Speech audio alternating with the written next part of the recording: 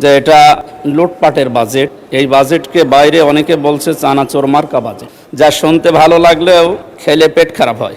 গবেষণার জন্য বাজেটকে আরও বৃদ্ধি করা দরকার। 2026-27 সম্পর্ক বাজেটে বলতে গেলে আমি এই কথা বলবো যে এটা লুটপাটের বাজেট। এই বাজেটকে বাইরে অনেকে বলছে চানাচোর মার্কা বাজেট, যা শুনতে ভালো লাগলেও খেলে পেট খারাপ হয়। আমি আমার কুষ্টিয়ার 3 আসনের জনগণের পক্ষ থেকে বাজেট সম্পর্কে কিছু আলোচনা এবং প্রস্তাবনা রাখতে চাই মহান সংসদে। মাননীয় স্পিকার, জাতীয় বাজেট একটি দেশের অর্থনৈতিক উন্নয়ন, সামাজিক নিরাপত্তা এবং জনগণের কল্যাণ নিশ্চিত করার অন্যতম প্রধান মাধ্যম।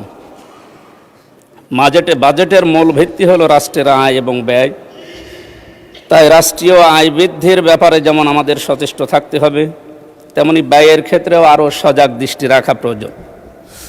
মাননীয় স্পিকার, অতি প্রয়োজনীয় উল্লেখযোগ্য ব্যয়ের খাত চিহ্নিত করে দক্ষ ব্যবস্থাপনার মাধ্যমে জনকল্যাণের স্বার্থে অগ্রাধিকারের ভিত্তিতে যথাযথভাবে ব্যয় করতে হবে, এটাই আমরা মনে করি।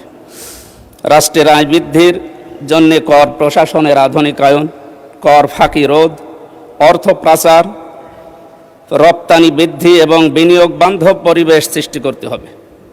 একই সঙ্গে সাধারণ মানুষের ওপর অতিরিক্ত করের চাপ না বাড়িয়ে রাজস্ব আহরণের নতুন ক্ষেত্র খুঁজে বের করতে হবে।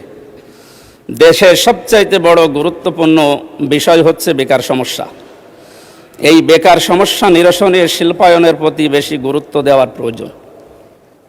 বৈদেশিক রেমিটেন্স বৃদ্ধির প্রতি বিশেষ গুরুত্ব আরোপ করা অধিক প্রয়োজন। মাননীয় স্পিকার, ব্যয়ের ক্ষেত্রে শিক্ষা, স্বাস্থ্য, কৃষি, যোগাযোগ, সামাজিক নিরাপত্তা এবং কর্মসংস্থান খাতকে অগ্রাধিকার প্রদান করতে হবে। মাননীয় স্পিকার, বাংলাদেশ কৃষি নির্ভর একটি দেশ।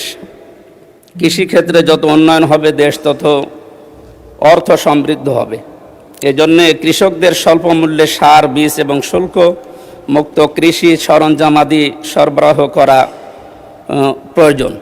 শিক্ষা খাতে বাজেট বরাবরই কম থাকে। এবার যতটুকু হয়েছে আমরা চাই বিশেষত বাংলাদেশের বিশ্ববিদ্যালয়গুলোর গবেষণার ক্ষেত্রে এই বাজেটের সঠিক ব্যবহার যেন করা হয় এবং গবেষণার জন্য বাজেটকে আরও বৃদ্ধি করা দরকার।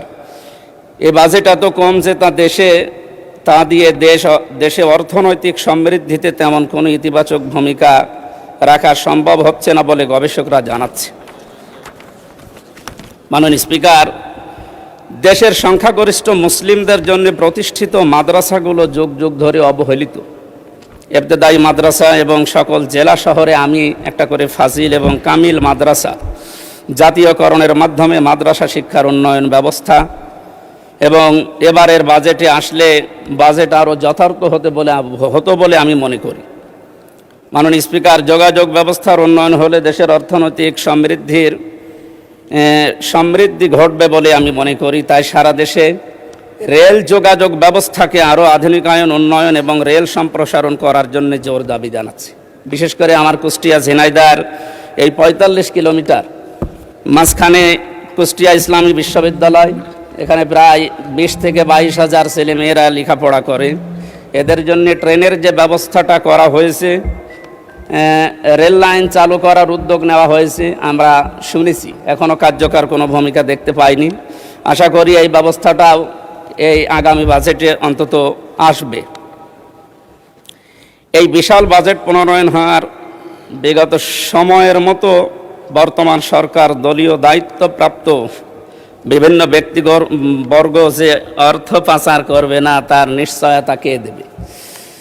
দুই দল থেকেই আমরা বহু কথা শুনেছি বাজেটের উপরে।